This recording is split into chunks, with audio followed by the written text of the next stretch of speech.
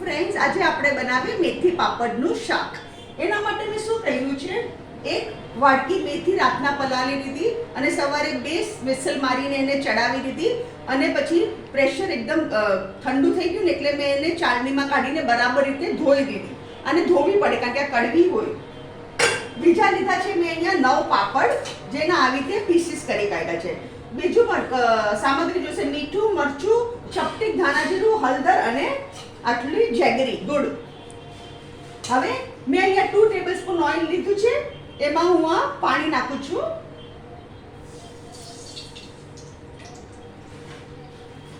આ ગરમ કરવા નાખેલું તેલ, એમાં હવે આપણે બધી મેથી નાખી દઈએ.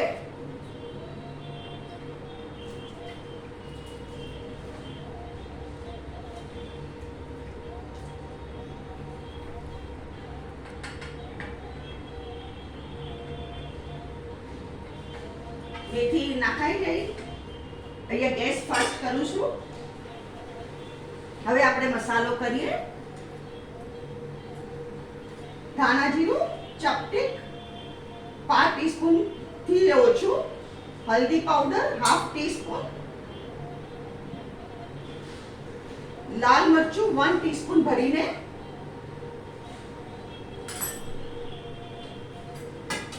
અને જેગરી ગુડ એ આપણે નાખી દઈએ.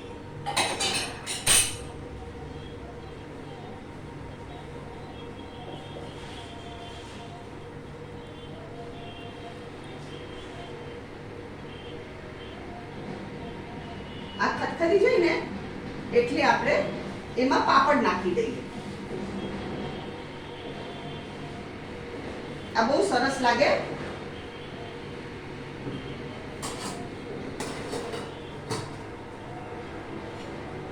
અને મીઠું એ નાખવાનું બાકી છે હજુ. હા,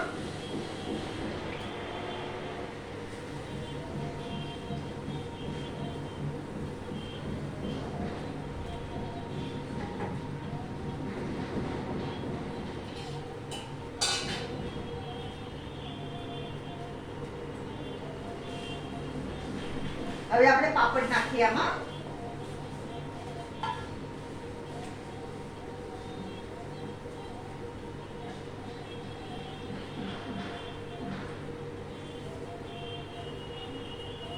અને હવે સ્વાદ અનુસાર મીઠું.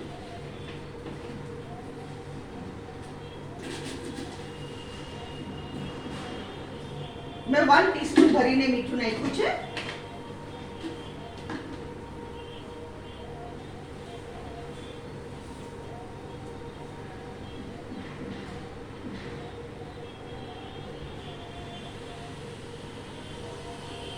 પાપડ ચડી ગયા આપણા.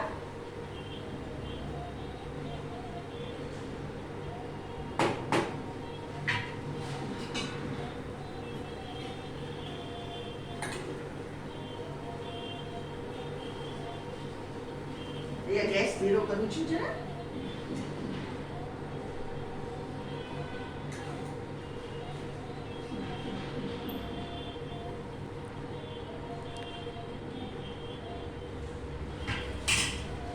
આયા ગેસ બંધ કરી દઉં છું. ફ્રેન્ડ્સ, આ છે મેથી પાપડનું શાક. આ બહુ સુગંધી હોય, એકદમ સરસ સુગંધ આવે આની. તમે જરૂરથી આ રેસીપી ટ્રાય કરજો અને કમેન્ટમાં જરૂરથી લખજો તમને કેવી લાગી મારી રેસીપી. મારી વિડીયોને લાઈક કરો, શેર કરો અને મારી ચેનલને જરૂરથી સબસ્ક્રાઈબ કરો.